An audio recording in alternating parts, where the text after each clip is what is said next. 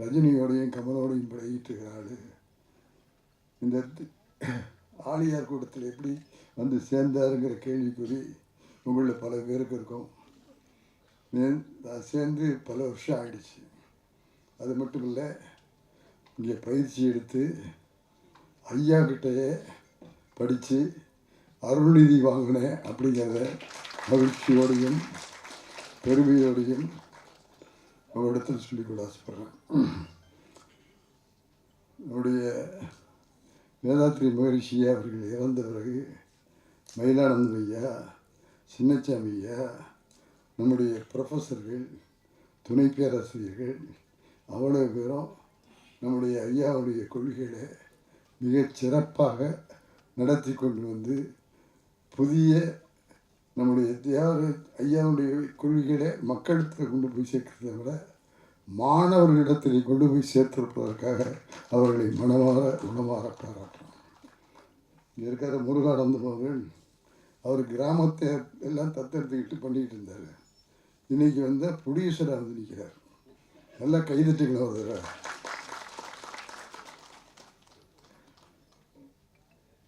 நான் அங்கே ஆலியாரில் ஐயாவோடு இருக்கிற போது ஒரு நாள் பேசிக்கிட்டு இருக்கும்போது வேதாத்திரி மகரிஷி ஐயா சொன்னாங்க, நான் அனுவிஷம்னு ஒரு நாடகம் எழுதியிருக்கேன் 30 வருஷத்துக்கு முன்னால்.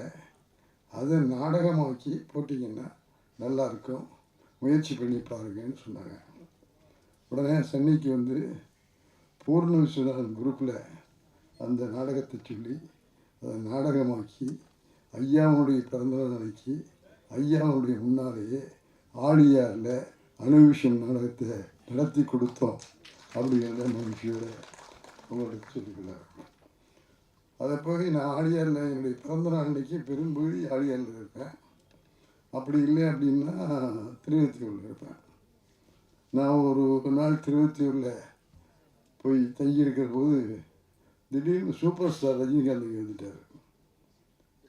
எப்படியா வந்த, எப்படி தெரியும்னு கேட்டேன். பெரிய விஷயம், முத்துராம் சார் இங்கே இருக்காருன்னு என்னால் கண்டுபிடிக்க முடியாதா? நீங்கள் இங்கே இருக்கேன்னு தெரிஞ்சுக்கிட்டு வந்துட்டேன். ஆனால் ஒரு விஷயத்த சொல்கிறேன், இங்கே ஒரு அலை வீசுது. அந்த குணம், மனசை ஒருநிலைப்படுத்துகிற தன்மை. நான் இங்கே உங்களை பார்க்க வந்தேன், ஆனால் அவரை பார்த்தபோது என் மனதில் அந்த குழப்பமெல்லாம் இல்லாமல் ஒரு நிலையான மனம் தோன்றுச்சு அப்படின்னு சொன்னார். நீ வா ஆலியாருக்கு வான்னு சொல்லிகிட்டு இருக்கிறேன். அவருடைய மனைவி லதாமா வந்துட்டாங்க. அவரை சொல்லிகிட்டே இருக்கேன், நிச்சயம் வரேன் சார், நிச்சயம் வரேன் சார்னு சொல்லிகிட்டு இருக்காரு. நிச்சயமாக ஒரு நாளைக்கு கூப்பிட்டு வருவேன் அப்படின்னு உங்கள் முன்னால் சொல்லிட்டு இவ்வளவு சொல்லி நீ எப்படி அங்கே போய் சேர்ந்த? எல்லாரும் சொல்லிட்டாங்க, ஆலியாருக்கு எல்லோரும் போகணும். இன்றைக்கு இருக்கிற நிகழ்வில் சென்னையில் ஆலியார் கூப்பிட்டு வந்துட்டாங்க. எங்கள் கலை உலகத்திற்பவர்கள் அத்தனை பேர் தான், ஒருத்தரையும் பேர் சொல்ல முடியாது, அத்தனை பேரும் இங்கே இருக்காங்க. இந்த ஆளுங்கள்லாம் இதில் சேருவாங்களாங்கிறது எனக்கு தெரியாது. இவ்வளவு பேரும் சேர்ந்துருக்காங்கன்னா நாம் வெற்றி அடைந்து விட்டோம் என்று போகணும். பேசுகிறவங்கலாம் சாதாரண பேசலை, உள்ளத்திலிருந்து பேசுனாங்க. பாக்கியராஜ் சார் நடிப்பார்னா காமெடியாக நடிப்பார் அப்படின்னாங்க. இந்த படத்தில் பார்த்தா ஐயாவுடைய தத்துவமாகவே அவருடைய பிரதிநிதியாக அவர் பேசியிருக்காரு, நடிச்சிருக்கார். ஆகவே அந்த அளவுக்கு அவர்கள் இந்த சிவாங்கிற பையன் எனக்கு ரொம்ப நாளாக தெரியும். நடிக்கணும்னு முயற்சி பண்ணுறதோட அரசியல்லையும் கொஞ்சம் ஈடுபாடு உண்டு. நான் யார் எந்த கட்சியில் இருந்தாரெல்லாம் சொல்லலை, அவருக்கு உண்டு, மனசுக்குள்ளே இருந்து உண்டு. அப்படிப்பட்ட சிவா இருக்காரு, நம்மளுடைய விட்டல் சார் இருக்காரு, அவ்வளோ பேரும் நடிச்சிருக்காங்க. நான் ஐயாவை பற்றி சினிமா எடுக்கணும்னு ஆசைப்பட்டேன். இந்த பாரதி சுப்பிரமணிய பாரதி ஜெயிச்சிட்டாரு. என்னை பொறுத்தவரை நான் யார் மேலேயும் பொறாமப்பட மாட்டேன், இவர் மேலே பொறாமப்படுறேன். நான் 75 படங்களை பண்ணிட்டேன். அதில் அன்னை சிவாஜியோட 3 படம், உலகநாயகன் கமல்ஹாசனோட 10 படம், சூப்பர் ஸ்டார் ரஜினிகாந்தோட 25 படம். இப்படிப்பட்ட எனக்கு ஐயாவை பற்றி ஒரு படம் எடுத்து உலகம் பூரா கொண்டு போகணும்னு ஒரு ஆசை மனசுக்குள்ள இருந்தது. நம்முடைய நாகராஜ் சார்ட்டெல்லாம் சொல்லுவேன், சார் எப்போவாது வாய்ப்பு இருந்தால் பண்ணிடணும் சார்னு. அது அந்த வாய்ப்பு எனக்கு கிடைக்கல. ஆனால் சுப்பிரமணிய பாரதி கிடைத்திருக்கிறது, அதை சரியாக நிறைவேற்றியிருக்கிறார்.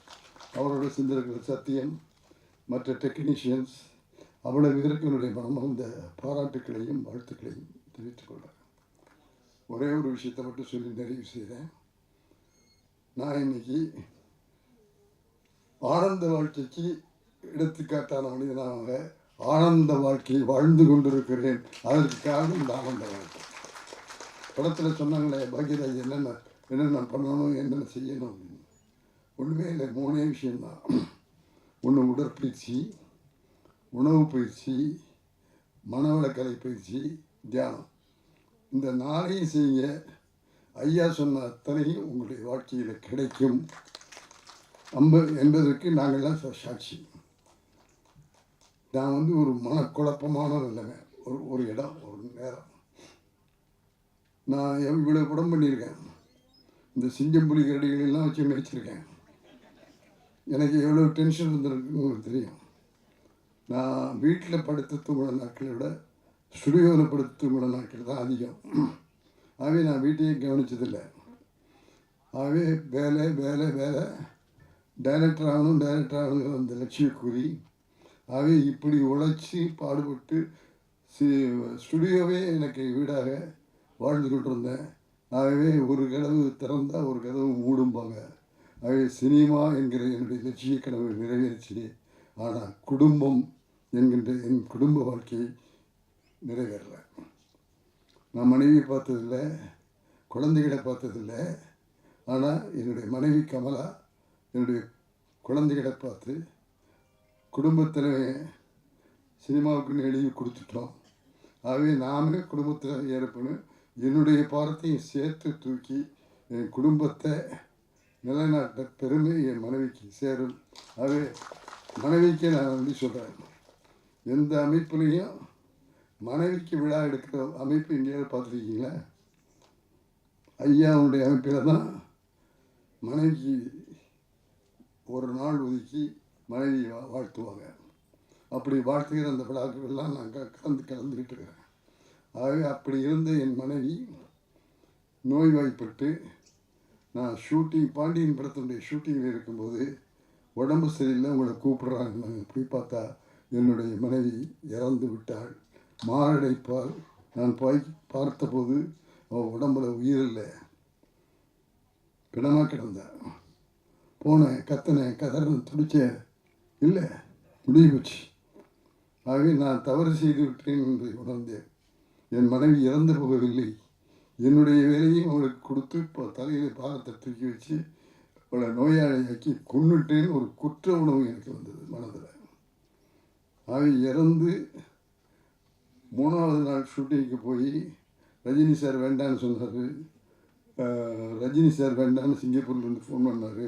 இல்லை முத்துராமன், இந்த மணலில் நீங்கள் ஷூட்டிங்க்கு வர வேண்டான்னு சொன்னாங்க. இல்லை, நான் வரேன் சார். நான் எல்லா படத்தையும் சொன்ன தேதிக்கு ரிலீஸ் பண்ணியிருக்கேன். இது யூனிட்டுக்காக எடுக்கிற படம். இதையும் நான் சொன்னபடி சொன்ன தேதியில் ரிலீஸ் பண்ணுவேன்னு சொல்லி அந்த படத்தை முடித்து ரிலீஸ் பண்ணிட்டேன். பாண்டியன் படம் வந்த படம். அந்த படத்தில் வந்த லாபத்தை சூப்பர் ஸ்டார் நடித்து கொடுக்க, சரவணன் சார், குகன் சார்லாம் அதுக்கு வியாபார ரீதியாக உதவி பண்ணேன். அந்த படத்தில் வந்த லாபத்தை நான் உட்பட அத்தனை பேரும் சமமாக பிரிச்சுக்கிட்டோம் அப்படிங்கிற மகிழ்ச்சியோட உங்கள்கிட்ட சொல்லிக்கொள்ள ஆசைப்படுறேன். இந்த எண்ணம் வர வேண்டும் அப்படிங்கிறதுக்காக சொல்கிறேன். என்னுடைய பெருமைக்காக சொல்ல. ஒரு டெக்னீஷியன் இருந்தால் அவங்களுக்கு ஷூட்டிங் நடக்கிறவங்களுக்கு மாதம் ஒரு சம்பளம் கிடைக்கும். அது நின்று போச்சுன்னா அப்புறம் அவ்வளோதான்.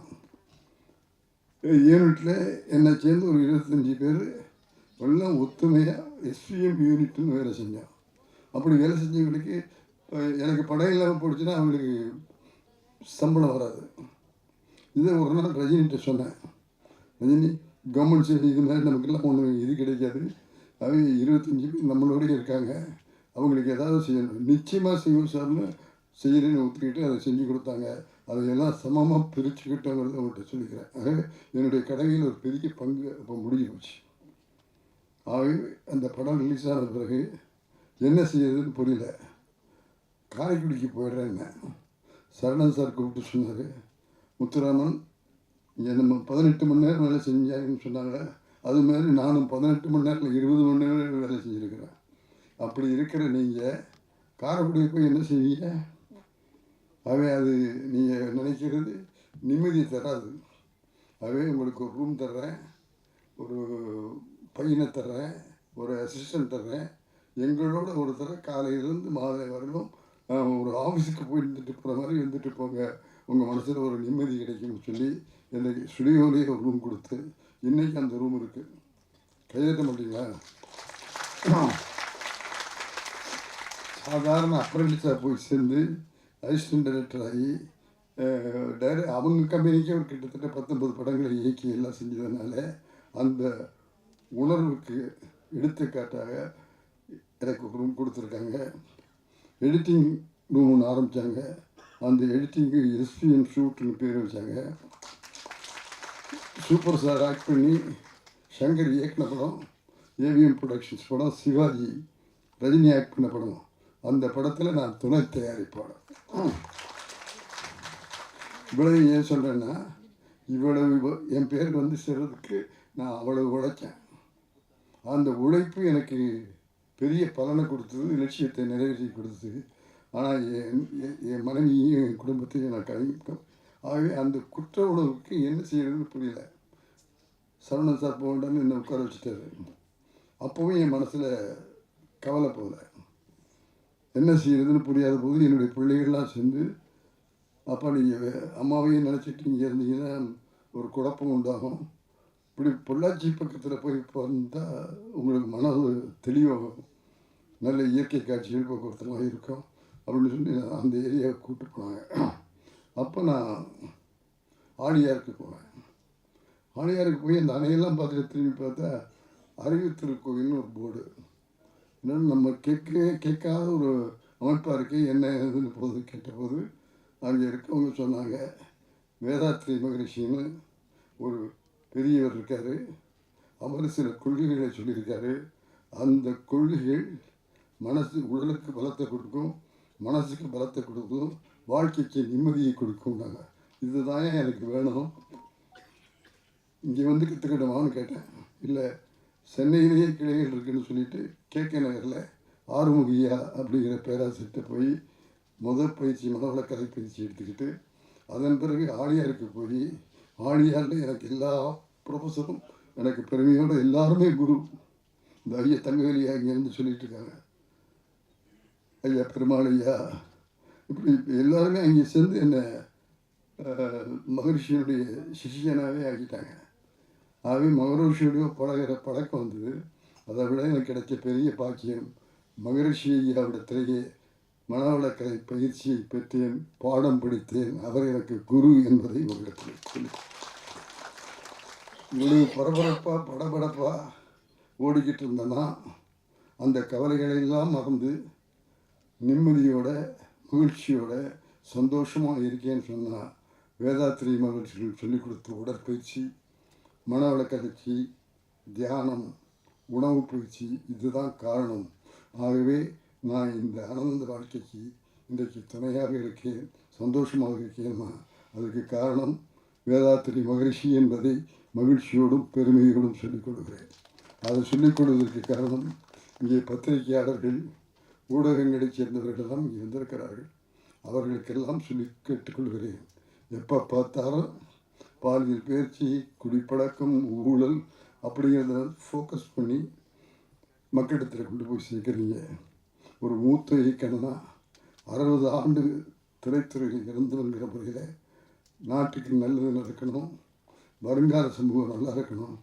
இப்போ எனக்கு ரொம்ப வருத்தமான ஒரு விஷயம், இந்த போதைப்பொருள் இருக்க, அந்த போதைப்பொருள் பெரியவர்களிடத்தில் மட்டும் போய் சேரலை, பள்ளி கல்லூரி மாணவ மாணவிகளிடத்தில் போய் சேர்ந்து கொண்டு இருக்கிறது என்றால் வருங்கால உலகம் போதை பழக்கம் உள்ள உலகமாக ஆகிவிடும். அந்த பயம் இருக்குது எங்களுக்கெல்லாம். ஒவ்வொரு பெற்றோரும் வயிற்றில் நெருப்பை கட்டிட்டு வாழ்ந்துக்கிட்டு இருக்காங்க. பிள்ளைங்களை கல்லூரிக்கு பள்ளிக்கு அனுப்பிச்சிட்டு இந்த பிள்ளை எப்படி திரும்பி வருமோன்னு பயந்துக்கிட்டு இருக்கிறாங்க. ஆகவே அதெல்லாம் நல்லபடியாக நடக்கணும், ஒழுக்கத்தோடு இருக்கணும், நம்முடைய பழைய பண்பாடும் கலாச்சாரமும் வரணும் அப்படின்னா வேதாத்திரியத்தை பின்பற்ற வேண்டும் என்பதை வலியுறுத்தி இந்த பத்திரிகையாளர்களும் ஊடகங்களை சேர்ந்தவர்களும் மக்களுக்கு விழிப்புணர்வு வேண்டும் என்று சொல்வதற்காக நான் இங்கே வந்திருக்கிறேன். ஆகவே அதை நான் சும்மா வந்து சொல்ல, அந்த கொள்கையை பிடித்து வாழ்ந்து அதை நிறைய பெற்று சந்தோஷப்பட்டு இங்கே மகிழ்ச்சியோடு உங்களிடத்துல வந்து சொல்கிறேன், ஐயா ஒரு நல்ல விஷயம் இருக்குது, அதை கற்றுக் கொடுத்து மக்களை நல்ல வழியில் வருவதை விழிப்புணர்வு உண்டாக்குங்கள் ஒன்று ஒரு பெரிய மனிதனாக உங்களிடத்துல இருகரம் கூப்பி கேட்டுக்கொள்கிறேன். இங்கே வந்திருக்கிற இந்த கலைத்துறை இருக்காங்களே, பாக்யராஜ் உட்பட, மீரா உட்பட, தம்பி சிவா உட்பட, இவங்க அவ்வளோ பேரும் இங்கே வந்து இந்த படத்துக்கு உதவி செஞ்சுருக்காங்க அப்படின்னு சொன்னால் இந்த ஒரு படத்தோடு நீங்கள் நிறுத்தி விடக்கூடாது. மக்கள் திருந்துகிற வகையில் வேதாந்தத்தை நீங்கள் உலகம் முழுவதும் பரப்ப வேண்டும் என்று நான் உங்களை பணிவோடு கேட்டுக்கொள்கிறேன். ஒரு முறை கைதட்டி இவங்கெல்லாம் மனசில் பதியிருந்தால் வச்சுட்டு உதயகுமார் வந்திருக்காரு, எனக்கு போட்டி டைரக்டர் அவர். ஏவிஎம்மில் தொடர்ந்து படம் பண்ணிக்கிட்டு இருக்கும்போது நடுவில் புகுந்து எஜமான் படம் பண்ணவர் உதயகுமார், அது உங்கூர்காரர்கள். அது மாதிரி அந்த உணர்வுகள் இருக்கிறவர்கள் வந்து சேர வேண்டும் என்பதல்ல, சேவை செய்ய வேண்டும். இந்த கொள்கைகளை கொண்டு போய் சேர்க்க வேண்டும். அந்த பொறுப்பு நமக்கு இருக்கு. அந்த பொறுப்பை நம்ம செஞ்சோம்னாலே வருங்கால உலகம் சிறந்த உலகமாக ஆகும். அவங்க எல்லாரையும் இருகரம் கூப்பி கேட்டுக்கொள்கிறேன்.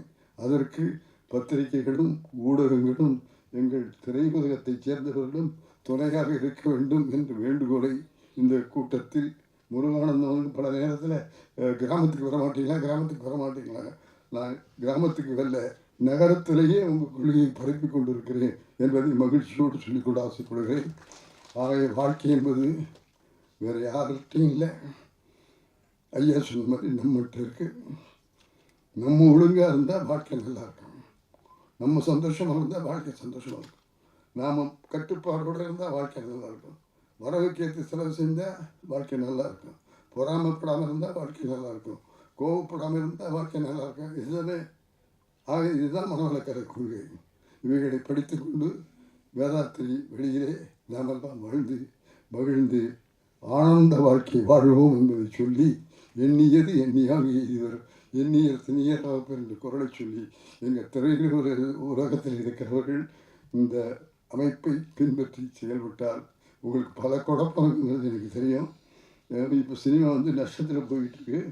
ஆகவே அந்த நஷ்டமெல்லாம் உங்களை தாண்டி போகணும் அப்படின்னு சொன்னால் மனதை கட்டுப்படுத்துங்கள், தொழிலை ஒழுங்காக செய்யுங்கள். 4 விஷயந்தான்.